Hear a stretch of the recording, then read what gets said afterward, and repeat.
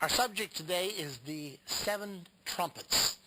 Most of you probably realize that in the book of Revelation there are three categories. There are three large groups of seven. There are the seven seals, the seven trumpets, and the seven vials. There's actually a fourth group, the seven thunders. However, when the seven thunders uttered their voices, John was told not to write what the seven thunders said, so we have no record of what the voices of the seven thunders said. So we deal principally with the three categories of seven: the seals, the trumpets, and the vials. Now, built around these three accounts are what we call parenthetical chapters.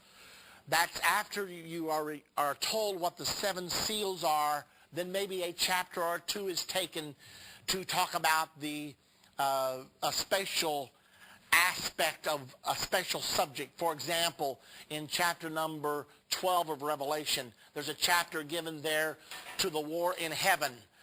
In chapter number 13, there's a chapter devoted to the Antichrist, the false prophet, and the numbering system that we call the mark of the beast. And that's the way the book of Revelation is written. We won't have time to talk about all those things tonight. However, we are going to spend our time this evening on the seven trumpets. The prophecy is found in the book of Revelation, chapter number 8 and verse number 6.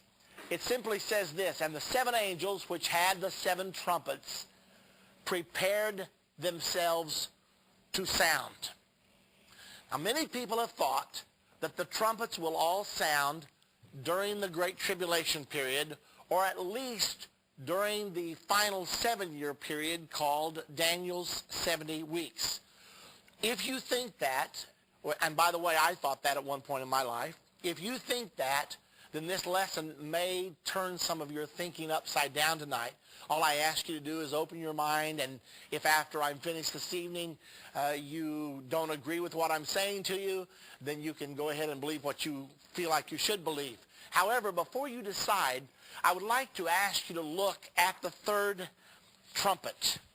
The third trumpet is found in Revelation chapter number 8, verse 10 through 11.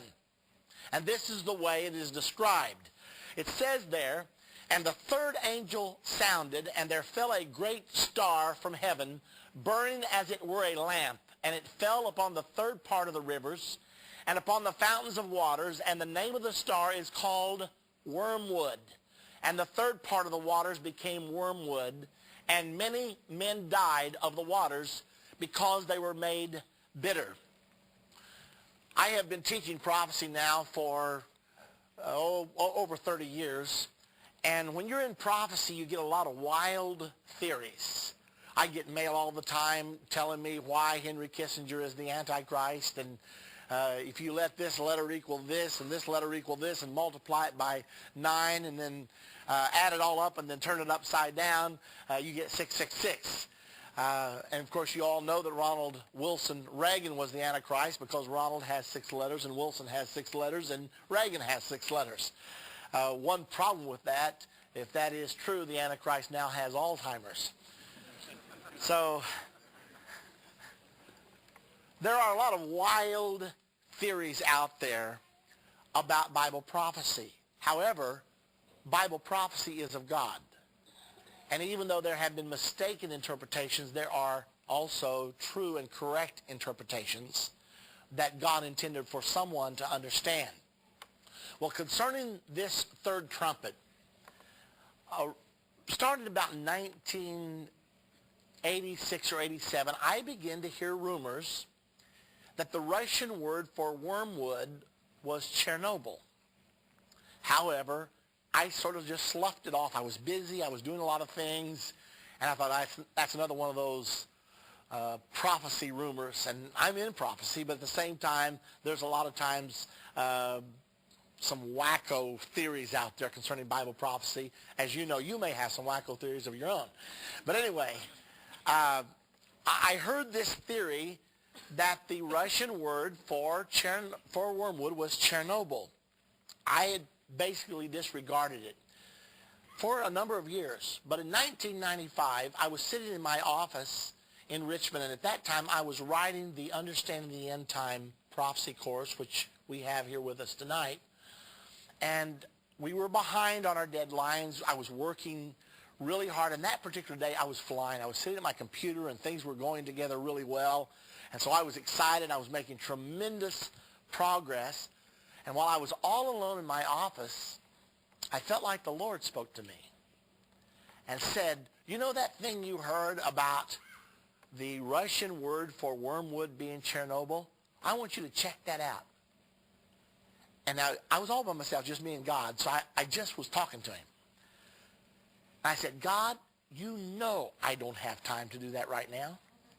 I am very busy. I've got to get this course done. I'm 3 months behind, and I don't have time to do that right now. I don't have time to go spend 3 or 4 weeks at the library trying to prove whether this is true or not true. Now, you got to understand, it was just me and him there, so we were sort of just having this conversation. And to tell you the truth, I mean, I was working as hard as I could work, and to think that I could leave that and do something else, I just thought was a little unreasonable. So it was like the Lord spoke back to me and said, look, it won't take you any time. If you'll call the library, they'll do the research for you. Well, since it was who it was, I was a little afraid to disregard what I was hearing.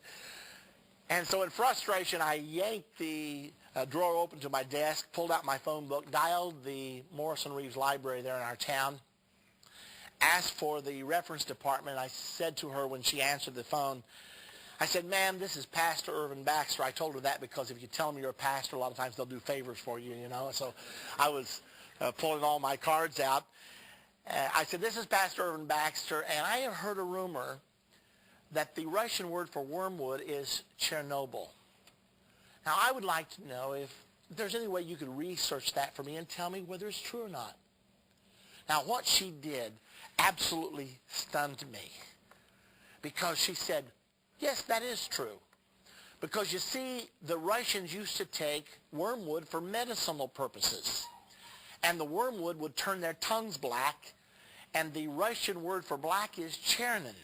So they begin to call wormwood Chernobyl. And she rattled off the most horrible string of information you ever heard in your life. Well, I was going through a quick conversion here on the phone.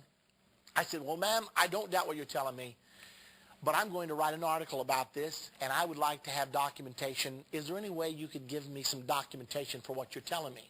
She said, yes, I'll call you back. About 20 minutes later, my phone rang, and she had the books. She had the page numbers proving that Chernobyl was the Ukrainian word actually for wormwood. Well, I was ready to hang up the phone, and I said, ma'am, I have to ask you one more question before we hang up. It's not normal. You would have known all this off the top of your head. How did you happen to know this? She said, well, I'm working on my doctorate in Russian right now, and I've been studying these things. Well, needless to say, when I hung up that phone, I was in awe.